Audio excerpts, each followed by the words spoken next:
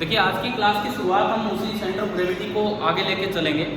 Centre of gravity निकालना हमने सीख लिया कि अगर छोटा ऑब्जेक्ट है तो जहाँ सेंटर ऑफ मास है वही क्या होगी, सेंटर ऑफ ग्रेविटी। और बड़ा ऑब्जेक्ट है तो उसकी एक इक्वेशन बनी थी एक इक्वेशन बनाई थी वेक्टर फॉर्म में कि वो पॉइंट जो उस इक्वेशन को सेटिस्फाई करेगा वही क्या होगा, सेंटर ऑफ ग्रेविटी।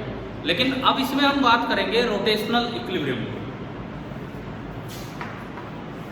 हम इसमें अभी चर्चा करेंगे रोटेशनल इक्विलिब्रियम की कि सेंटर ऑफ ग्रेविटी का क्या मतलब है, किस तरह से ये रोटेशनल इक्विलिब्रियम में हेल्प करेगा, वो चीज हम देखते हैं।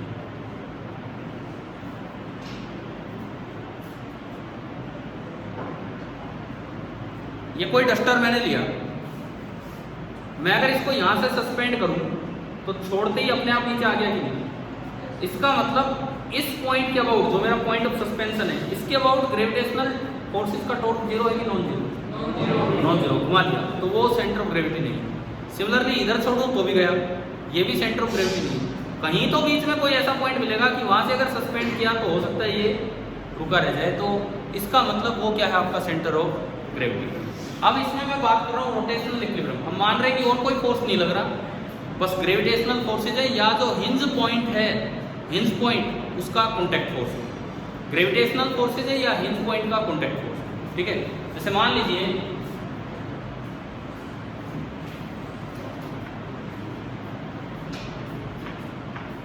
ये कोई रोड है और मैंने इसको यहां से सस्पेंड किया, यहां से कील लगा दी। अब अगर मैं छोड़ू नीचे आएगी कि नहीं आएगी? आएगी। ठीक है, क्या ऐसा हो सकता है कि आपने सेंटर ऑफ ग्रेविटी से कील ना लगाई और फिर भी वो रोड ना, मतलब फिर भी वो रोड ना चले, ना घूमे? हाँ, देखो तो रोटेशनल इक्विलिब्रियम में कब होगी रोड? मैं एक ही चीज लेके चल रहा हूं, ओनली अंडर ग्रेविटेशनल फोर्सेस। एक तो खाली कौन से फोर्स लग रहे हैं, gravitational force and hinge force. Hinge force को कॉन्टैक्ट फोर्स है जहां हमने कील लगाई है, बस वो है। ठीक है, तो ऐसे में कब कोई बॉडी रोटेशनल इक्विलिब्रियम में होती है? रोटेशनल इक्विलिब्रियम में बॉडी तब होगी if centre of gravity and point of suspension.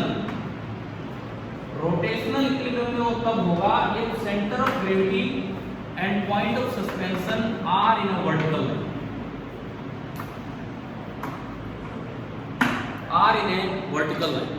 कोई भी ऑब्जेक्ट जिस पे खाली ग्रेविटेशनल फोर्स लग रहे हैं, हिंज फोर्स लग रहे हैं, रोटेशनल इक्विलिब्रियम में तब होगा जब centre of gravity and suspension point वो एक ही वर्टिकल लाइन है। कैसे देखते हैं हम? 3 एग्जांपल में यहाँ देता हूँ। कभी हमने ये पढ़ा है stable unstable neutral equilibrium? Yes sir. Work energy में या फोर्सेज में पढ़ रखे हैं ना पहले? Yes sir. ठीक है,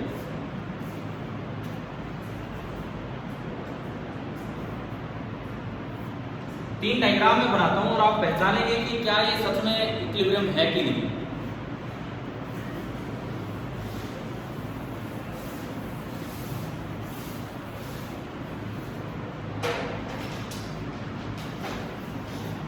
सपोज ये एक रोड है और इसको ना यहां से सस्पेंड किया, पॉइंट ऑफ सस्पेंशन। एक ये रोड है और इसको यहां से सस्पेंड किया, ये हॉरिजॉन्टल लाइन है नीचे। ठीक है, ये हॉरिजॉन्टल लाइन है तो ये सारी रोड्स वर्टिकल है। और एक ये रोड है और उसको बिल्कुल सेंटर से सस्पेंड करते हैं। या चलो मैं सीधी बनाता हूँ जैसे हम बना रहे हैं उसी तरीके से।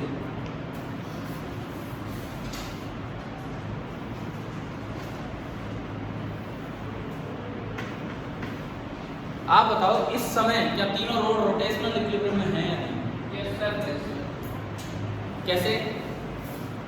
भाई पहली रोड का सेंटर ऑफ ग्रेविटी, छोटी रोड है तो जहां सेंटर ऑफ मास होगा वही क्या होगा, सेंटर ऑफ ग्रेविटी। देखिए अब पहली रोड का जो सेंटर ऑफ ग्रेविटी है वो यहाँ है और पॉइंट ऑफ सस्पेंशन यहाँ है। क्या दोनों एक वर्टिकल लाइन में है कि नहीं? यस सर है। इसका मतलब ये रोटेशनल इक्विलिब्रियम। इसमें भी ऐसा ही है, ये पॉइंट ऑफ सस्पेंशन और इसके वर्टिकली ऊपर है सेंटर ऑफ ग्रेविटी, ये भी वर्टिकल लाइन में है। और यहाँ कोई दिक्कत ही नहीं है, जहाँ पॉइंट ऑफ सस्पेंशन है वहीं क्या है, सेंटर ऑफ ग्रेविटी। तो इसका मतलब ये तीनों रोड रोटेशनल इक्विलिब्रियम में। अब फिजिक्स मत लगाओ, वैसे लॉजिक लगाओ।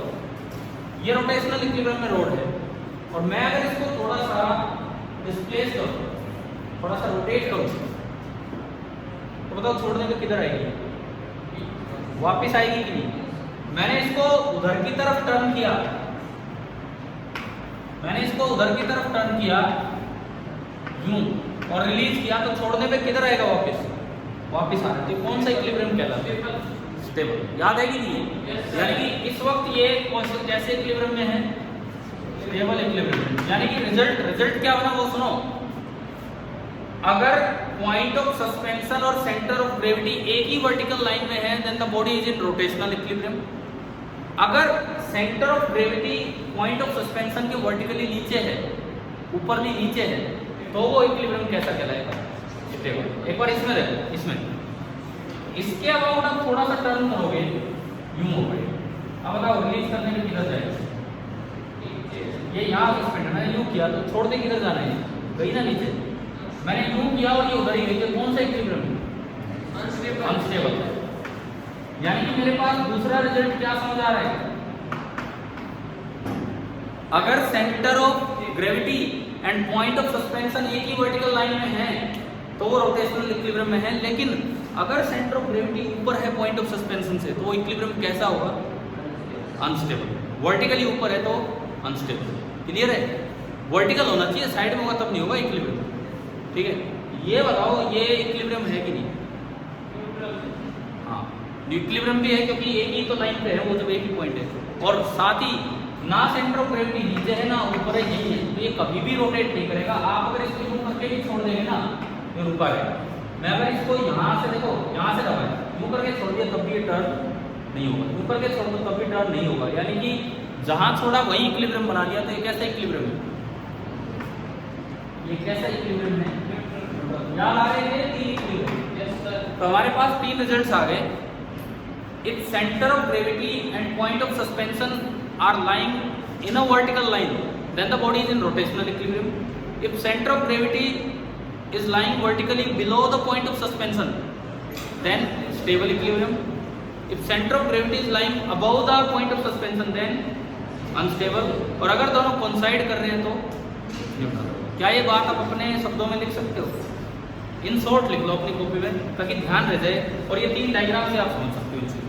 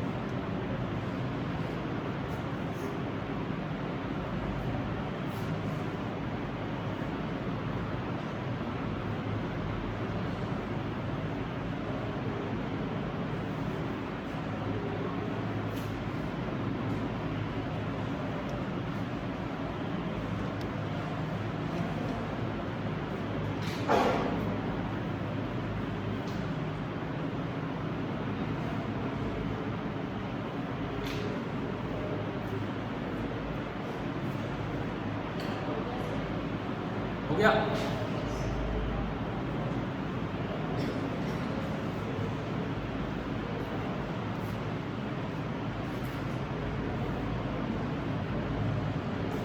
चलेंगे आगे बढ़े।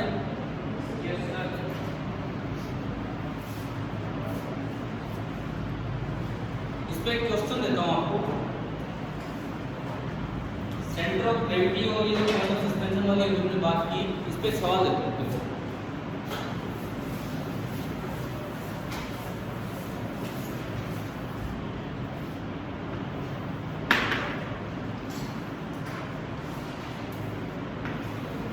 ये हॉरिजॉन्टल लाइन है, एक एल शेप रोड है, ठीक है, बना दूंगा डायग्राम बना दूंगा।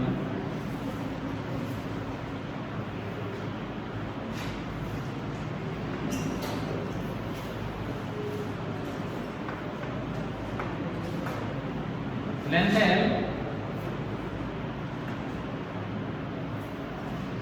एल से 90 डिग्री पे दो बराबर लेंथ की रोड अटैच कर रखी है और ये इनका पॉइंट ऑफ सस्पेंशन। क्या अरेंजमेंट आ गया, समझ क्या लिखा है? ये रिजिड रोड है, ऐसा नहीं कि आपस में मूव कर सकते, रिजिड रोड है, 90 डिग्री पे फिक्स है, ठीक है। और इस तरह से ये रुकी हुई है, जब आपने इसको सस्पेंड किया ना हवा में, वहां से सस्पेंड किया तो ये इस तरह आके रुकती है कि ये एंगल तो है 60 डिग्री, ये कितना बचा 30, ठीक है ना, वो तो अपने आप आपको वैल्यू। ये अरेंजमेंट है। सपोज इस रोड का यूनिफॉर्म रोड में इसका मास है m1 और इस रोड का मास कितना है m2। Now the system is in equilibrium. हमने इसको सस्पेंड किया कि 45 डिग्री पे आके नहीं रुका भाई, बराबर लेंथ की रोड है, लेकिन जब इसको सस्पेंड किया तो 45 पे नहीं, थोड़ा उधर झुक गया, समझ गए, उधर झुक गया, वो 60 पे गया और ये केवल 30 पे रह गया। तो फाइंड, अब ऑब्जेक्टिव बनाओगे 4 ऑप्शन आ जाएंगे एमसीक्यू में, अभी मैं सीधा ही दे रहा हूँ, फाइंड m1 बाई m2 और ये बॉडी इक्विलिब्रियम में अभी जो पढ़ाया उसके हिसाब से कीजिए, ट्राई कीजिए।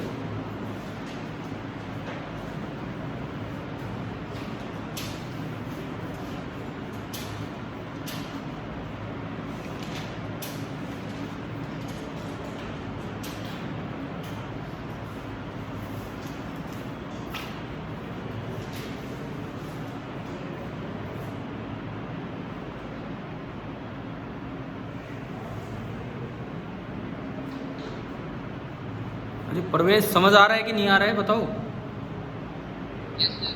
ठीक है, तो करो, एक क्वेश्चन ट्राई कीजिए, आपका भी हम वेट कर रहे हैं आंसर का।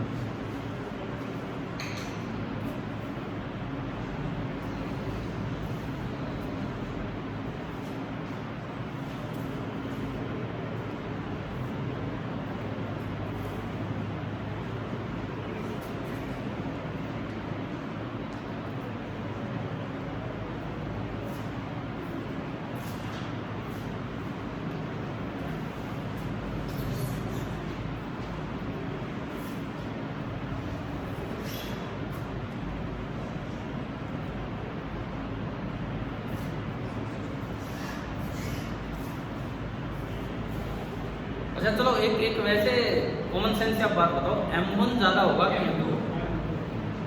क्योंकि ये यूज हुआ है, समझ रहे हो आप, ये उधर तो थोड़ा ऊपर चला गया और ये नीचे आ रहा है 30 डिग्री पे। ये अगर दोनों का मास भी बराबर होता, लेंथ होता तो 45 पे रुक रहे थे, अब ये यूं हो गया, तो यानी कि इधर वाला हिस्सा क्या होगा, थोड़ा हैवी होगा। यानी कि अगर तुक्का लगाना हो इसमें, हाँ, m1 बाई m2, मान लो 4 ऑप्शन में 2 ऑप्शन एक से बड़े हैं तो वो तो वैसे ही रिजेक्ट हो गया। भाई आपके पेपर में आएंगे तो एमसीक्यूज आएंगे, ऑप्शंस के साथ आएंगे, तो वो तो ऐसे ही रिजेक्ट हो जाएंगे।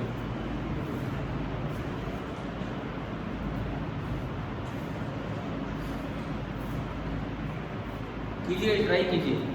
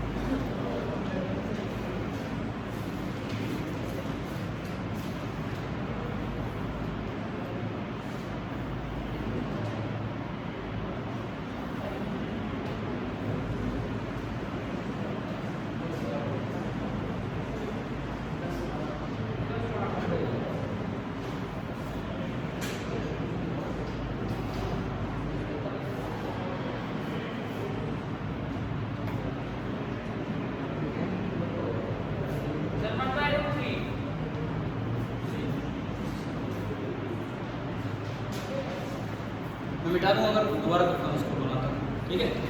आया कि 1/√3 किस किस का आ गया? ठीक है, देखते हैं हम इसको दोबारा से।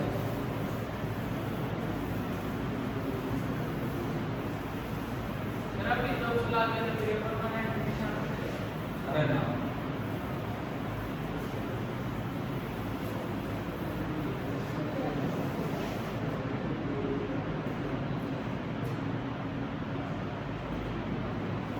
देखिए हमने कुछ ऐसा बनाया है कि ये वाली जो रोड है वर्टिकल के साथ, ये तो कितने एंगल पे है? 60 डिग्री पे। और जो उधर वाली रोड है बराबर लेंथ की है, और ये कितने एंगल पे? 30 पे। और ये है पॉइंट ऑफ सस्पेंशन। तो हम चाहेंगे कि अगर ये इक्विलिब्रियम है तो सेंटर ऑफ ग्रेविटी भी इसी लाइन पे हो, नीचे कहीं हो। और छोटी रोड है तो जो सेंटर ऑफ ग्रेविटी होता है वही क्या होता है? सेंटर ऑफ मास, है ना। ये दिक्कत कभी नहीं आएगी कि सेंटर ऑफ मास और सेंटर ऑफ ग्रेविटी कौन साइड ना करें, इन्हीं ऑब्जेक्ट्स के सवाल आते हैं। अब देखिए हम बस ये लोकेट कर लें कि सेंटर ऑफ मास कहाँ है और उसको इस लाइन पे ले आए, और कुछ नहीं करना, है ना। मान लो ये ओरिजिन है, ये एक्स एक्सिस है, और ये कौन सा एक्सिस है? Y axis. यूनिफॉर्म रोड है तो सेंटर ऑफ मास कहाँ लाई करेगा? बिल्कुल मिडल पॉइंट पे। एल लेंथ थी तो L/2 पे, और ये भी L लेंथ थी तो ये भी L/2 पे, है ना। तो इसके जो कोऑर्डिनेट होंगे भाई, ये वाला कोऑर्डिनेट होगा ये 30, ये 60 या 30 है मान लो। इधर वाला तो होगा L/2 cos 30, और वो क्या होगा? L/2 sin 30। तो इसके जो कोऑर्डिनेट होंगे, x कोऑर्डिनेट तो होगा L/2 sin 30, एंड जो y कोऑर्डिनेट होगा वो होगा L/2 cos 30। बताओ समझ आया कि नहीं आया? सिमिलरली यहाँ अगर आप देखते हो ये L/2 पे है तो x कंपोनेंट तो होगा L/2 sin, और y कंपोनेंट होगा L/2 cos। तो इसके जब आप कंपोनेंट करेंगे तो बनेगा x कंपोनेंट तो L/2 sin 60 and y component L/2 cos 60, है ना। ठीक है, अब मुझे y कंपोनेंट से तो मतलब ही नहीं है, सेंटर ऑफ ग्रेविटी यहाँ हो जी, यहाँ हो जी, यहाँ हो। अगर ये इक्विलिब्रियम है तो x कंपोनेंट ना तो उधर होना चाहिए ना इधर होना चाहिए, समझ गए? यानी कि x कंपोनेंट का जो सेंटर ऑफ मास का जो x कंपोनेंट है वो बिल्कुल 0। अच्छा ये थोड़ी सी गलती है, आप इधर की तरफ आए हो x में तो ये पॉजिटिव नहीं, ये माइनस के साथ होगा। ठीक है, अब हम चाहते हैं कि सेंटर ऑफ मास इसी लाइन पे लाई करें, इसी लाइन पे। तो चाहे y कोऑर्डिनेट कितना भी हो, एक चीज फिक्स है कि जो x कोऑर्डिनेट है सेंटर ऑफ मास का वो कितना होना चाहिए? 0। आइडेंटिकल रोड है लेकिन लेंथ वाइज, मास वाइज नहीं। मास इसका m1 है और उसका m2, तो आपने एक्सियम का फॉर्मूला लगाया m1 इंटू x1। x1 कितना है? Minus L/2 into sine 60 plus m2 into x2। x2 कितना है? L/2 into sine 30 divided by m1 plus m2, और ये कितना होना चाहिए? 0। क्या समझ आया कि नहीं? Yes sir. समझ आ रहा है ढंग से कैसे सेंटर ऑफ ग्रेविटी पे बेस्ड सवाल बनते हैं? m1 प्लस m2 उधर गया, हट गया, L/2 कॉमन आके हट गया, क्या बचा? माइनस m1 इंटू साइन 60 बराबर minus m2 into sine 30। It means हमारी इक्वेशन बनी, अगर मैं इस इक्वेशन को आगे बढ़ाऊं तो इक्वेशन बनती है m1 इंटू साइन 60 कितना होता है? √3/2 बराबर माइनस हट लेगा m2 इंटू साइन 30 कितना होता है? 1/2, 2 से 2 गया, और मुझे चाहिए था m1/m2। तो m1/m2 को अगर मैं यहाँ से लिख दूँ m1/m2 कितना आया? 1/m2। अभी बताओ क्या क्लियर हो गई? ठीक है, वाई सीम से मुझे कोई मतलब ही नहीं था, मतलब सेंटर ऑफ मास का दोबारा से यूज हो रहा है यहाँ पे। अगर नहीं हुआ था तो कर सकते हैं आप नोट, कैसे किया कैसे किया।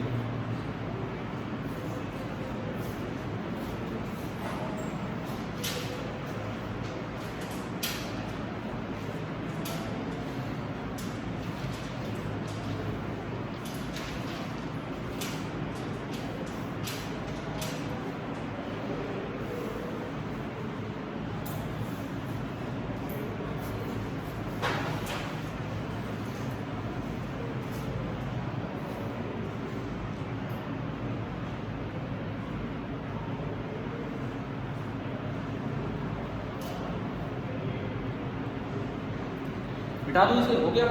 Yes sir. ठीक है।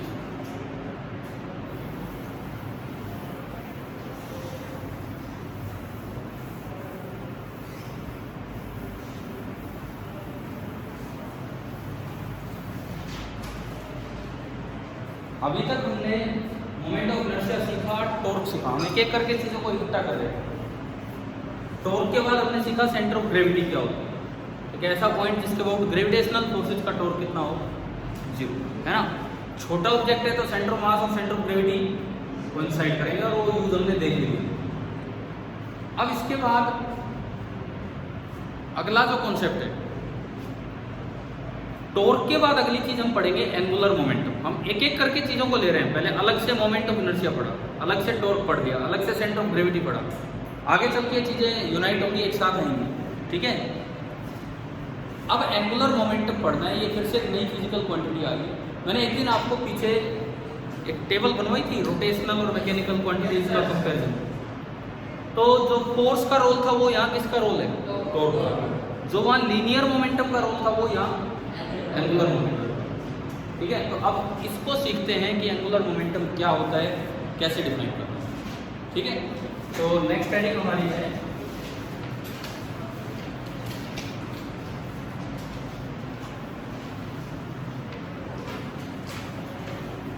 Angular momentum. वेक्टर क्वांटिटी है, सिंबल होता है एल।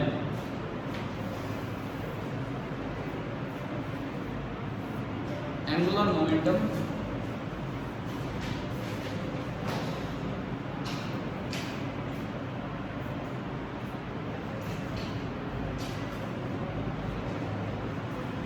देखो, अगर हम वैसे फिजिकली बात करें एंगुलर मोमेंटम की, मोमेंटम तो किसी भी ऑब्जेक्ट में तब होता है जब वो चल रहा हो, है ना। खड़े हो, खड़े हो, इधर आओ, आगे आओ,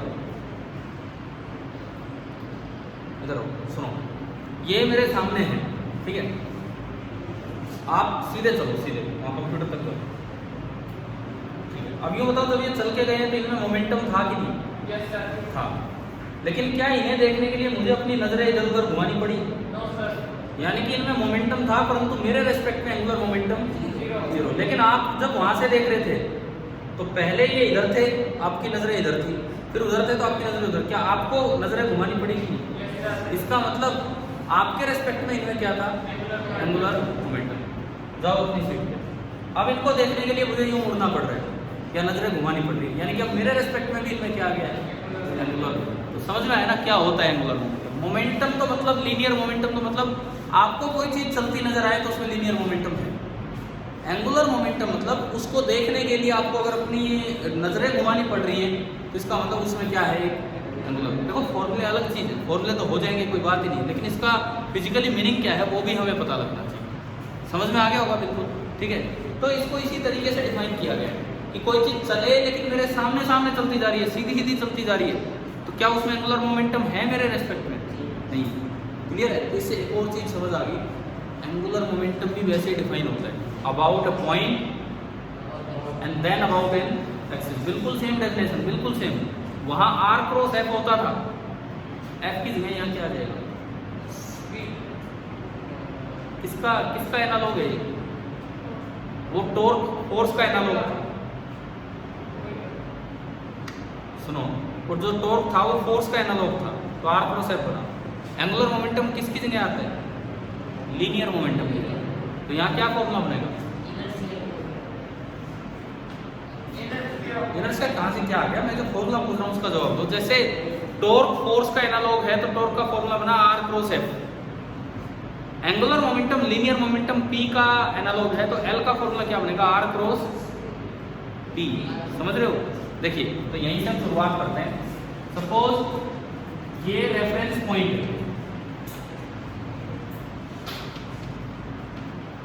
ये एक रेफरेंस पॉइंट है जिसको हमने नाम दिया O, जिसके रेस्पेक्ट में आप एंगुलर मोमेंटम बताएंगे।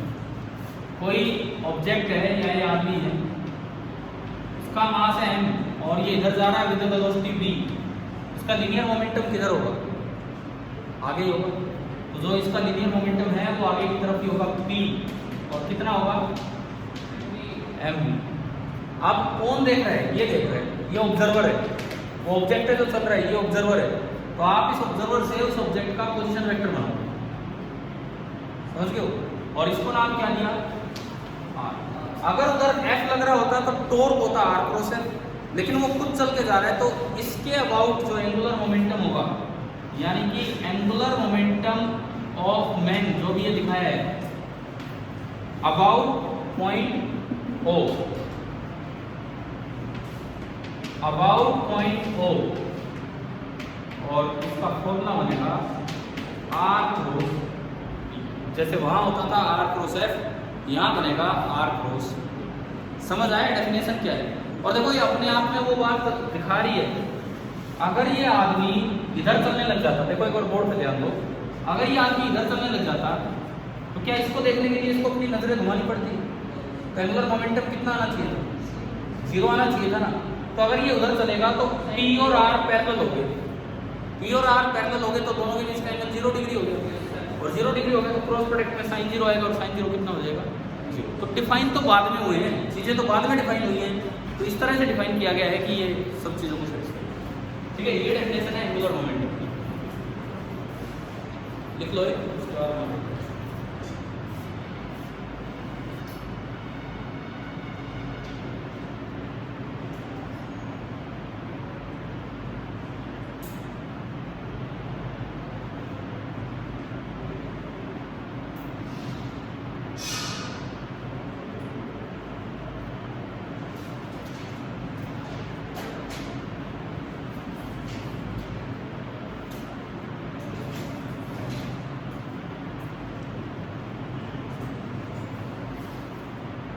ये angular momentum about a point define किया है, अबाउट एन एक्सिस।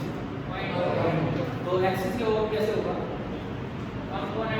नहीं शुरुआत से बताओ, एक्सिस के ओवर कैसे होगा, किसका कंपोनेंट, एक्सिस पे कोई पॉइंट लेंगे, उस पॉइंट के अबाउट ऐसे ही एंगुलर मोमेंटम निकालेंगे, फिर उस एंगुलर मोमेंटम की जो डायरेक्शन आई उसका कंपोनेंट कर देंगे किधर, पैरेलल टू द एक्सिस। समझ गए हो ना, मैं लिखवा नहीं रहा हूँ इतनी बार, समझ गए, वही सेम चीज एक्सटेंड होगी, तो आप अपने आप घर जाके ये नोट्स में ये पार्ट ऐड कर देंगे, ठीक है, ताकि आपकी खुद प्रैक्टिस हो, बिकॉज समझाने में कुछ नहीं है उसमें, वही चीज़ें दोबारा से वहाँ पे मैं एक क्वेश्चन लेता हूँ डायरेक्ट, चलो मैं आगे बढ़ूँ।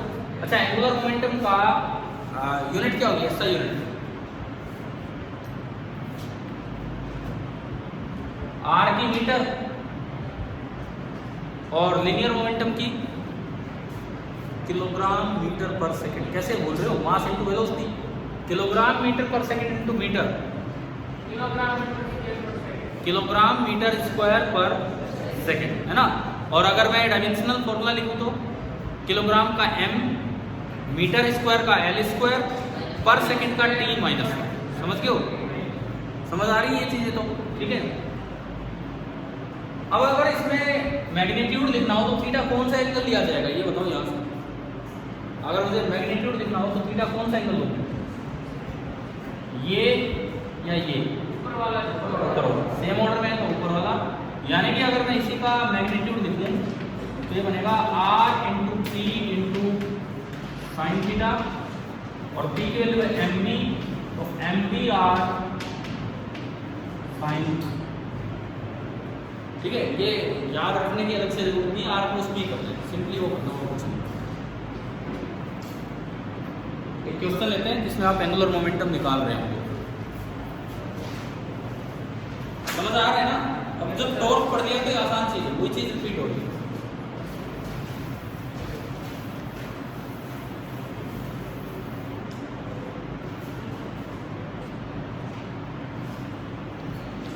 एक प्रोजेक्टाइल वाला ही क्वेश्चन लेते हैं। मुझे यहाँ तक जहाँ तक याद है शायद हमने टॉर्क पे निकलवाए थे, प्रोजेक्टाइल को थ्रो किया एट द हाईएस्ट पॉइंट, उसका टॉर्क निकाला था, है ना।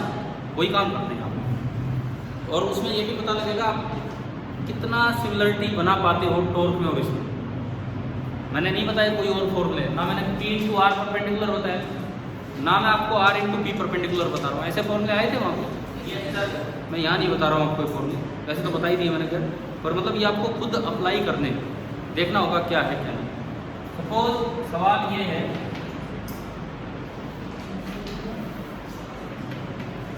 ये x एक्सिस, ये y एक्सिस, है ना, और यहाँ से पार्टिकल है जिसका मास है m, उसको u स्पीड से थीटा एंगल पे थ्रो किया और ये यूं गया पैराबोलिक पाथ में, ठीक है। ये O, ये A और ये B, O A B। Find angular momentum with respect to O।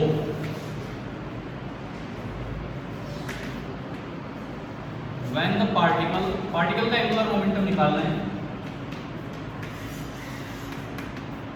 Is at first point है O, सेकंड पॉइंट है A एंड थर्ड पॉइंट है जस्ट टक्कर से पहले B।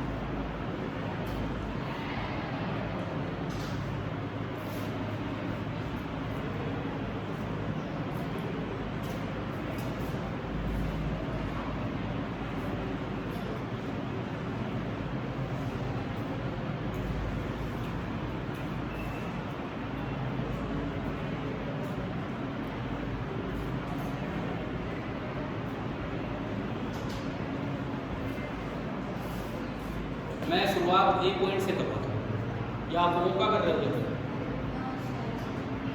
A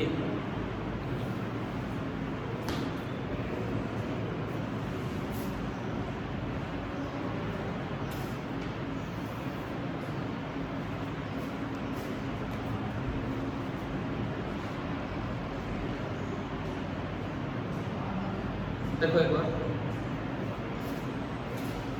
जैसे L वेक्टर का मैग्नीट्यूड हमने निकाला r p sin थीटा, है ना। r p sin थीटा आएगा r क्रॉस p। इसी को मैं दो तरीके से लिख सकता हूँ, p इंटू r परपेंडिकुलर। जैसे वहाँ f इंटू r परपेंडिकुलर होता था, f तो फोर्स और r परपेंडिकुलर होता था उस पॉइंट से फोर्स की लाइन की परपेंडिकुलर डिस्टेंस, या फोर्स की जगह लाइन ऑफ मोशन आ जाएगा। वही ये p तो है लीनियर मोमेंटम, p तो है लीनियर मोमेंटम, और जो r परपेंडिकुलर है, r परपेंडिकुलर वो है परपेंडिकुलर डिस्टेंस O पॉइंट से इसकी उस दिन की लाइन ऑफ एक्शन r बोली जाएगी लाइन ऑफ मोशन, क्योंकि लीनियर मोमेंटम उधर होता है जिधर मोशन होता है, लीनियर मोमेंटम उधर होता है जिधर मोशन होता है, तो आज इसको बोला जाएगा लाइन ऑफ मोशन। क्लियर है? ठीक है। अब देखो, चले इसके बाद आगे बढ़े। मानो मैं A पॉइंट पे आता हूँ, A पॉइंट पे मुझे A पॉइंट पे L निकालना है अबाउट O। आप बताओ A पॉइंट पे उसकी वेलोसिटी किधर होगी? A पॉइंट पे इसकी वेलोसिटी किधर होगी? ओनली हॉरिजॉन्टल, ठीक है। A पॉइंट पे जो वेलोसिटी होगी ओनली हॉरिजॉन्टल होगी। क्लियर है? कितनी होगी? v कितनी? u cos theta. समझ लो भाई, आपने u के दो टुकड़े किए, हॉरिजॉन्टल कंपोनेंट v तो बचेगा वहां तक, और वो कितना होगा? u cos थीटा, और ये वाला u sin थीटा। क्लियर है? यहाँ बचा ओनली u cos थीटा, यानी कि जो लीनियर मोमेंटम होगा वो mu cos थीटा हो गया आगे की तरफ, और ये आगे इसकी लाइन ऑफ मोशन, आगे लाइन ऑफ मोशन। तो हम इस चीज का यूज कर लें कि उस साइन थीटा वीटा के चक्कर में जाओगे बड़ा बनेगा। क्यों बड़ा बनेगा यार? ना तो ये r पता, आर भी नहीं पता, थीटा भी नहीं पता, बढ़ा जाएगा। आप सीधा ये लगाओ P into R perpendicular. P तो कितना है यहाँ एम यू कोस थीटा। देखो अगर आप सही तरीके से जाओगे ये पॉइंट पे, तो ये तो आपका बना वेक्टर आर। हाँ जी बना, ये समझ आ रहा है। और ये बना वेक्टर P। फिर आर और P के बीच का एंगल आगे बढ़ा के देखना होगा। थीटा नहीं, अब ये कुछ और एंगल होगा, थीटा तो इनिशियल एंगल है। फिर आर क्रॉस P करेंगे, ना आर पता ना अल्फा पता, फालतू में बढ़ा जाएगा। हाँ डायरेक्शन पता लग जाएगी यहाँ से। आर क्रॉस P बताओ किधर आ रहा है, R cross P inward. R उधर है, P आगे टेल से टेल मिलाया क्यों बना, और आर पे हाथ रख के P की तरफ घुमाया तो आर क्रॉस P किधर आया, इनवर्ड। तो इस एंगुलर मोमेंटम की जो डायरेक्शन आई वो किधर आ गई, इनवर्ड आ गई। आगे समझ, आगे ना समझ यहाँ तक। अब सुनो, मैग्नीट्यूड के लिए आप ये लगा लो P into R perpendicular. P तो मुझे दिख रहा है mu cos थीटा, और आर परपेंडिकुलर का मतलब है, आर परपेंडिकुलर का मतलब है उसकी लाइन ऑफ एक्शन बना दी, लाइन ऑफ मोशन बना दी, और रेफरेंस पॉइंट से आप उस पर डाल दो एक परपेंडिकुलर। रेफरेंस पॉइंट से आप इस पे डाल दीजिए एक परपेंडिकुलर। तो मैंने यहां से एक परपेंडिकुलर डाला, और ये जो दूरी होगी ये क्या बोला जाएगा, आर। ठीक है, और ये दूरी तो आपको दिखना चाहिए, ये तो मैक्सिमम हाइट है प्रोजेक्टाइल की, ये तो मैक्सिमम हाइट है प्रोजेक्टाइल की। मैक्सिमम हाइट का क्या फॉर्मूला होता है, कौन करे, 2u sin थीटा बाई। किस टाइम का फॉर्मूला बता रहे, पता ही नहीं। मैं पूछ रहा हूँ मैक्सिमम हाइट का, u स्क्वायर, अरे रुको थोड़ा सा, u square sine square theta by 2g। नहीं याद क्या प्रोजेक्टाइल के कुछ फॉर्म, टाइम ऑफ फ्लाइट का होता है 2u sin theta by g. Maximum height होती है u square sine square theta by 2g। Range होती है u square sine 2 theta by g. समझ आया। तो यहाँ बताओ r परपेंडिकुलर h है, बताइए क्या क्या आंसर आएगा इसका। ए पॉइंट पे, ए पॉइंट पे अगर मैं लिखूं तो ए पॉइंट पे क्या आंसर आएगा, angular momentum at point A. Angular momentum at point A about हो, एक तो P कितना है, P तो कितना है mu cos थीटा उस जगह, और साथ में r परपेंडिकुलर, r परपेंडिकुलर कितना है, u square sine square theta by, ये आंसर है। कुछ कट पिट रहे, कुछ नहीं बता। तो ये जो आंसर आ रहा है, ये आंसर आपका आया mu cos theta sine square theta divided by 2g, और डायरेक्शन इनवर्ड। ये तो हो गया अबाउट पॉइंट, ये तो हो गया अबाउट पॉइंट। बताओ समझ आया कि नहीं है। अब मैं एक बार बाकी दो पार्ट पे नहीं जा रहा, पहले मैं इसी को अबाउट एन एक्सिस बताता। About an axis, suppose question ये होता, एक एक्सिस है जो O से पास हो रहा है और अंदर की तरफ है, यूं perpendicular to the plane of the paper. एक एक्सिस है जो O से पास हो रहा है और perpendicular to the plane of paper है। तो आप बताओ उस एक्सिस के अबाउट ए पॉइंट पे एंगुलर मोमेंटम क्या होगा इस ऑब्जेक्ट का। अगर वो एक्सिस ये होता तो सबसे पहला काम एक्सिस पे एक पॉइंट मानो, क्या वो पॉइंट है उस पे, उसके अबाउट एंगुलर मोमेंटम निकालो। अभी निकाला ही आया, किधर आया है, इनवर्ड। फिर इसका कंपोनेंट कर दो parallel to the axis, axis भी हुई है और ये भी हुई है, तो कंपोनेंट सेम आ जाएगा। यानी कि अगर इस एक्सिस के अबाउट पूछा जाए तो क्या आंसर आएगा, यही है। समझ आया, क्लियर है सभी। अगर एक्सिस ये होता तो एक्सिस ये है, ये एक्स एक्सिस के अबाउट होता हो, एक्स एक्सिस के अबाउट जीरो, बिल्कुल सही। कैसे, आप एक्स एक्सिस पे पॉइंट लेके हो, एक्स एक्सिस पे पॉइंट लेके हो, ओ के अबाउट निकाला, ये आया अंदर की तरफ, फिर जो भी आया उसका कंपोनेंट करो इधर पैरेलल टू द एक्सिस, परंतु 90 डिग्री एंगल पे बना तो cos 90 कितना होगा। क्या एक ही सवाल में आपको दोनों तीन, मैंने इसीलिए उसमें समय नहीं लगाया है, मैं एक्सिस अलग से नहीं पढ़ा रहा हूँ, पढ़ा चुका टॉप को। क्या सेम चीज समझ आ गई है कि नहीं आपको, ठीक है। ये हुआ इसका पहला पार्ट। अब आप O के अबाउट देखो, जब O पे था तो क्यों, डिस्टेंस ही नहीं है। अगर O पॉइंट पे है और O पॉइंट के अबाउट निकालना है तो R वेक्टर कितना होगा? 0। जब O पॉइंट पे है और O पॉइंट के अबाउट ही निकालना है तो R वेक्टर 0 हो गया, और R 0 होती है R प्लस B भी कितना होगा? 0।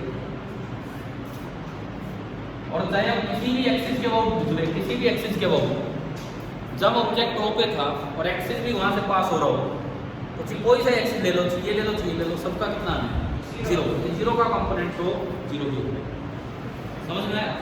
तीसरा और आखिरी पार्ट निकालो आपके पास।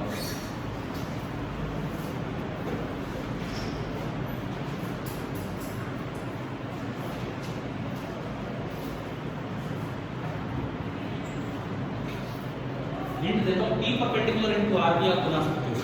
जैसे कल बताए थे ना तीनों form, F into R perpendicular या F परपेंडिकुलर इनटू R कीजिए, लेकिन आप पार्ट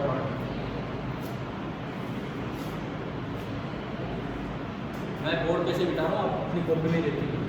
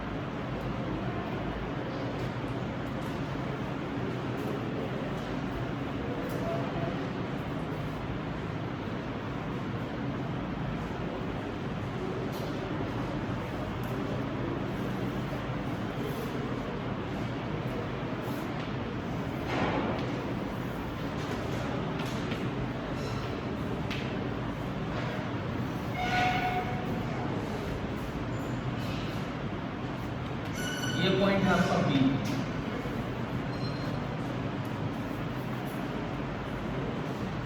यहां पे जब आएगा तो मोमेंटम वर्टिकल तो होगा नहीं, किसी एंगल पे होगा। P यूं बनेगा और यहां से थ्रो किया गया स्पीड से थीटा, ये रेफरेंस पॉइंट हो। आपने सबसे पहले R वेक्टर बनाया तो R वेक्टर तो सीधा ही दिख रही है, लेकिन P वेक्टर किसी एंगल पे है। इस बार R हमें पता है, R के टुकड़े करने की जरूरत है। पिछली बार दिक्कत क्या थी यार, R नहीं पता था कितना है, लेकिन R परपेंडिकुलर दिख रहा था हाइट, है ना। पिछली बार R नहीं पता था, R परपेंडिकुलर दिख रहा था हाइट। इस बार R ही पता है, रेंज है कि नहीं है? तो R तो मुझे पता ही है, R तो रेंज है। तो आप P के टुकड़े कर दो ना, दो, एक P का इस डायरेक्शन में और एक P का इधर। हमारे काम का होगा ये वाला P परपेंडिकुलर। तो एंगुलर मोमेंटम का एक और फॉर्मूला R इंटू फोर्स में होता है ना ऐसे। अच्छा डायरेक्शन पहले निकाल लो, R क्रॉस P, R आगे P उधर, R क्रॉस P किधर आएगा? इनवर्ड आएगा। R क्रॉस P करेंगे तो ये भी किधर आएगा? इनवर्ड। लेकिन P परपेंडिकुलर देखना है तो देखो यहाँ वेलोसिटी इधर थी u cos थीटा और ऊपर कितनी थी? u sin theta. तो हमें पता है सेम हाइट लेवल पे सेम वेलोसिटी जो पता है ना, ये सेम हाइट लेवल पे हॉरिजॉन्टल वेलोसिटी तो वैसे ही कभी चेंज नहीं होती, ये तो क्या रहेगी? u cos theta. लेकिन उस हाइट लेवल पे आके ये फिर से कितनी होगी? u sin theta. तो P परपेंडिकुलर कितना हो गया भाई? P पैरेलल हो गया mu cos थीटा और P परपेंडिकुलर कितना हो गया? mu sin theta. अगर मैं P परपेंडिकुलर की बात करूं तो ये कितना हो गया? mu into sin theta. बताओ ये मेथड आ रहा है कि नहीं आ रहा है? ये तो R क्रॉस P के चक्कर में पड़ गए तो एंगल निकालते रह जाएंगे। ठीक है, इस बार क्या हुआ? R देखो पिछली बार यहाँ था, R नहीं दिख रहा भाई कितना है, P दिख रहा है। P दिख रहा है तो P की लाइन को बढ़ाओ और R से परपेंडिकुलर डाल दो। इस बार R दिख रहा है, P में कई चीजें आ रही हैं तो अब P के कंपोनेंट कर दो परपेंडिकुलर टू R। ठीक है, तो आपने फॉर्मूला लगाया, R तो है रेंज और P परपेंडिकुलर कितना है? R तो है रेंज और P परपेंडिकुलर कितना है? mu sin theta. क्लियर? हमने वैल्यू पुट की, रेंज क्या होगी बताओ, u square sine 2 theta by g. तो मैं जब इसमें एडजस्ट करूंगा तो m u स्क्वायर और u cube sine 2 theta by g, और साथ में एक क्या आया हुआ है साइन, और इसकी डायरेक्शन है इनवर्ड। ठीक है? और अगर किसी एक्सिस के अबाउट पूछा जाए, अभी बताया था वही काम करना है। माइनस का क्या मतलब, मैं तो मैग्नीट्यूड लिख रहा हूँ, माइनस कहाँ से आएगा ये बताओ, एक मिनट रीजन दो इसका क्यों दिमाग में आया माइनस। दोबारा बोलो, कुछ भी कंफ्यूजन है क्लियर कीजिए।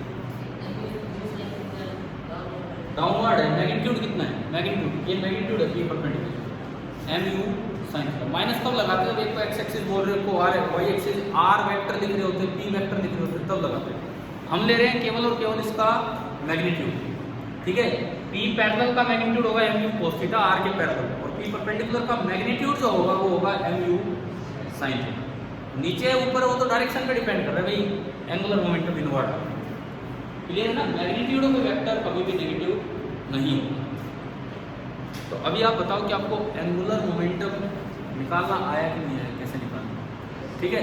हमने एंगुलर मोमेंटम जल्दी कर दिया टॉर्क की वजह से, क्योंकि टॉर्क में एक दिन पॉइंट के अबाउट समझाने में लगा, एक दिन एक्सिस के अबाउट, इसमें तो यार वही बात है, वो सेम तो चीज़ रिपीट हो गई ना, इनमें टाइम लग रहा।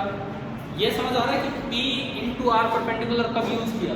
Yes sir. जब P लिखना आसान था, R लिखना मुश्किल था, तो आर परपेंडिकुलर। और ये यूज कब किया? जब R लिखना आसान है और P लिखना मुश्किल है। ठीक है? तो अभी बताओ क्या एंगुलर मोमेंटम तक का काम समझ आ गया है कि नहीं? ठीक है, एक क्वेश्चन आप करेंगे, इस पर हटा दो ये।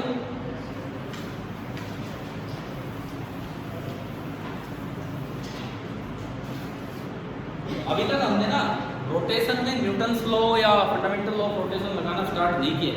हम अलग अलग क्वांटिटी सीख रहे हैं, है ना?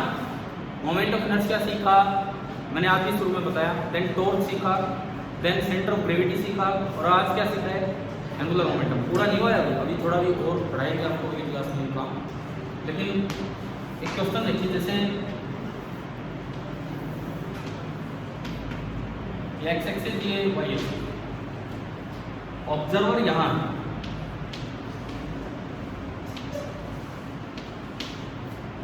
और एक ऑब्जेक्ट यहाँ है, और ये चल रहा है पैरेलल टू एक्स एक्सिस।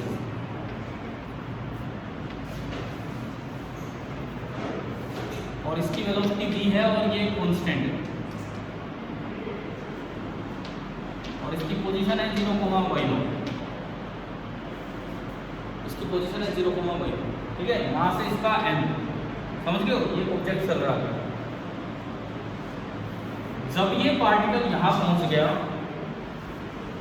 किसी x पोजीशन पे, y तो चेंज ही नहीं हो रहा, y तो कितना है, y0 कांस्टेंट वेलोसिटी से चल रहा है, तो v इसकी वेलोसिटी कितनी है, v।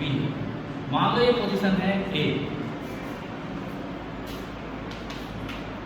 फाइंड, ये प्रोजेक्टाइल नहीं है, स्ट्रेट पाथ है, पैराबोलिक पाथ नहीं है, angular momentum of moving particle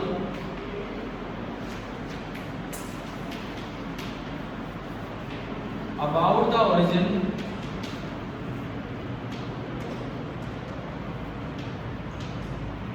when it is direct. जब वो एक पॉइंट पे है तो इसका एंगुलर मोमेंटम क्या होगा अबाउट द ओरिजिन।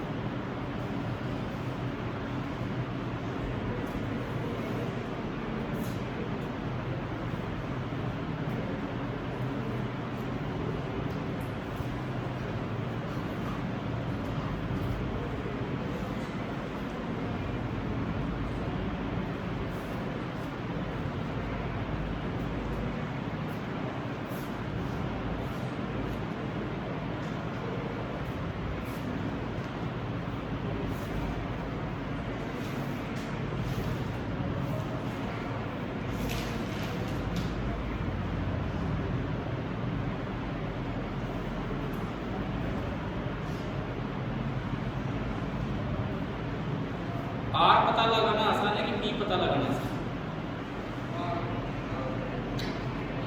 पी सीधा दिख रहा है, कांस्टेंट है वो। क्या करना चाहिए? P into R perpendicular, P perpendicular P into R perpendicular. देखो आप जब यहाँ है तब बताना। तो सबसे पहले आपने बनाया वेक्टर आर, बन गया वेक्टर आर। पी वेक्टर बनेगा आगे M B, R cross P देखना है, आर आगे दिखाना होगा। तो बताओ डायरेक्शन क्या है? इस पॉइंट के about R cross P, R उधर लेना है, पी आगे। तो आर क्रॉस पी किधर आया? इनवर्ड, डायरेक्शन आ गई। अब क्या करो, पी तो हमें सीधा ही पता है, पी का मैग्नीट्यूड तो है M into B, constant speed से चल रहा है। इस आर में पाइथागोरस को समझाओ आप, यहाँ से लाइन ऑफ मोशन बना दो, ये इसकी लाइन ऑफ मोशन है, ठीक है। और लाइन ऑफ मोशन से रेफरेंस पॉइंट से लाइन ऑफ मोशन पे क्या डाल दो? तो ये क्या होगा आपका वाई नॉट दिख रहा है ना, ये तो हमें सी एक्स कितना भी हो, आर परपेंडिकुलर कितना होगा वाई नॉट। तो मुझे ऐसे में यूज करना चाहिए फॉर्मूला कौन सा? पी इंटू आर, समझ गए? पी कितना है? फिक्स है एम डी, और ये वाई नॉट और इनवर्ट। सवाल आ जाए, बताओ जैसे जैसे मूव कर रहा है एंगुलर मोमेंटम चेंज हो रहा है या कांस्टेंट? कांस्टेंट है। चेंज कहाँ हो रहा है? एक्स चेंज हो रहा है क्या? वाई नॉट चेंज हो रहा है क्या? एम चेंज हो रहा है? नहीं हो रहा। क्या स्पीड चेंज हो रही है? नहीं हो रही। तो क्या इसमें कोई भी वैल्यू चेंज हुई है क्या? नहीं। तो मतलब चाहे आप आगे बढ़ते जा रहे हो, चाहे आपको देखने के लिए मुझे बार बार उधर देखना पड़ रहा है, लेकिन मेरे रेस्पेक्ट में आपका एंगुलर मोमेंटम क्या है? कांस्टेंट। समझ आया? बताओ एंगुलर मोमेंटम की कुछ समझ बनी है कि नहीं? क्या होता है क्या नहीं? लगभग टॉर्क जैसा ही है कि नहीं? वह उसमें आर क्रॉस एफ होता था और यहाँ आर क्रॉस, ठीक है। अभी एंगुलर मोमेंटम को आगे फिर कंटिन्यू करते हैं। Thank you.